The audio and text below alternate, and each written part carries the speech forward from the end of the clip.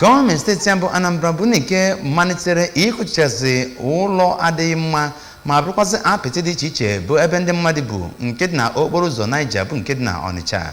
Onye managing director nke otu ọrụ Operation Clean and Healthy Anambra Ọcha Brigade bụ Comrade Celestine Nanere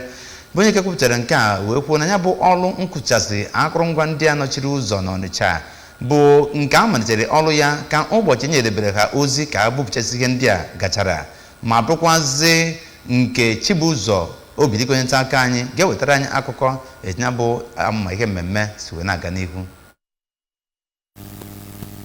Ya bụ njikọ ọrụ Ọcha Brigade nakwa ndị ọrụ ndị ọzọ merubere ya bụ njem dịka ha kwuru na ụmụ obere ụlọ ahịa ahụ bụ nke na-eweta enweghị ezi nchekwa na gburugburu ahụ. Dịka Comrade Anere si kọwaa, ihe mere gọọmenti steeti a ji wee tinye iwu ka ebupụsịa ụlọ ahịa ahụ buje ha ebe ọzọ bụ iji mee ka e nwee ezigbo gburugburu mara mma ma kwụsị ịdị na-alụ ihe arụmarụ aghara aghara. O kwuru na enwere ihe karịrị narị ụlọ dị iche iche arụrụ nke gọọmenti akwadoghị ma bụkwara nke enweghị ezi ahụike na ya. Comrade Anere kwuru na ihe ndị a bụ nke na-eweta enweghị ezi nchekwa n'ebe ahụ na ọ bụ ya kpatara e ga-eji wepụsịa ha.